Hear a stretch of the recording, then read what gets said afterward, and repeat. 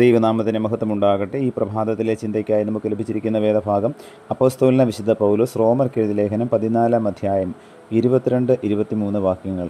നിനക്കുള്ള വിശ്വാസം ദൈവസന്നിധിയിൽ നിനക്ക് തന്നെ ഇരിക്കട്ടെ. താൻ സ്വീകരിക്കുന്നതിൽ തന്നെത്താൻ വിധിക്കാത്തവൻ ഭാഗ്യവാൻ. വിശ്വാസത്തിൽ നിന്ന് ഉത്ഭവിക്കാത്തതൊക്കെയും പാപമത്രേ.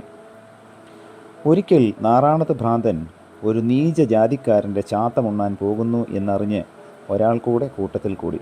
ഇരുവരും സദ്യയിൽ പങ്കെടുത്തു ആവോളം കഴിച്ചു. അവിടെ നിന്നും മടങ്ങി കുറേ ദൂരം വന്നപ്പോൾ നാറാണത്ത് ഭ്രാന്തൻ പറഞ്ഞു, കഠിനമായി ദാഹിക്കുന്നു. മറ്റേയാളും പറഞ്ഞു, എനിക്കും ദാഹം കലശലാണ്. ഇരുവരും കുറച്ചുകൂടെ നടന്നപ്പോൾ ഒരു മൂശാരിയുടെ ആലയിൽ ഒരു ഓട്ടുപാത്രം നിർമ്മിക്കുവാനായ ഓട് ഉരുക്കിക്കൊണ്ടിരിക്കുകയായിരുന്നു. നാറാണത്ത് ഭ്രാന്തൻ അവിടേക്ക് ഓടിക്കയറി ഓടിൻ്റെ ഉരുകി തിളച്ചുകൊണ്ടിരിക്കുന്ന ദ്രാവകം തൻ്റെ കൈകൊണ്ട് കോരി ആവോളം കുടിച്ചു. കൂടെ വന്ന വ്യക്തിയോടും ഇഷ്ടം പോലെ കുടിച്ചു കൊള്ളുവാൻ പറഞ്ഞു.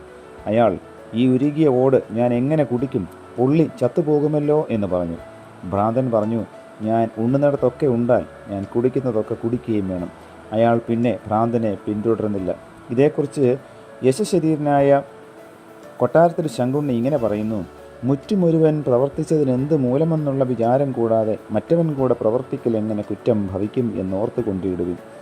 ഓരോരുത്തരുടെയും പ്രവൃത്തികൾക്ക് അവരവരുടേതായ പ്രത്യേക കാരണമുണ്ടാവാം.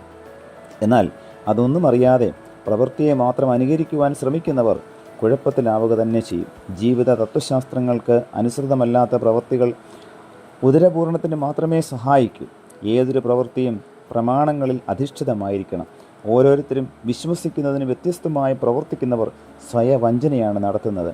മറ്റുള്ളവർ നേട്ടങ്ങൾ ഉണ്ടാക്കി എന്നതിനാൽ അവരെപ്പോലെ പ്രവർത്തിക്കാം എന്ന് കരുതുന്നവർ വിഡ്ഢികളായി പരിണമിക്കും. ഓരോരുത്തരുടെയും ആദർശങ്ങളാണ് അവരവരുടെ ജീവിതത്തിന് അർത്ഥവും മഹത്വവും ഉളവാക്കുന്നത്. താൻ എന്തിനു വേണ്ടി ജീവിക്കുന്നു എന്നതിൻ്റെ അടിസ്ഥാനത്തിലായിരിക്കും അവരുടെ പ്രവർത്തനങ്ങൾ രൂപപ്പെടുക.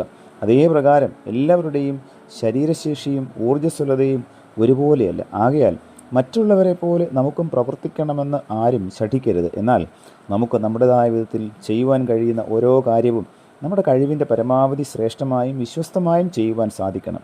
അതിനുള്ള പരിശ്രമമാണ് ആവശ്യം.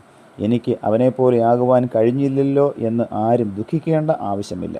എനിക്ക് എന്നെപ്പോലെ മാത്രമേ ആകുവാൻ കഴിയൂ. എന്നാൽ ഓരോരുത്തരും അലസതയും അലംഭാവവും ഉപേക്ഷിച്ച് ഊർജ്ജസ്വലതയോടെ പ്രവർത്തിക്കുവാൻ സന്നദ്ധരാവണം.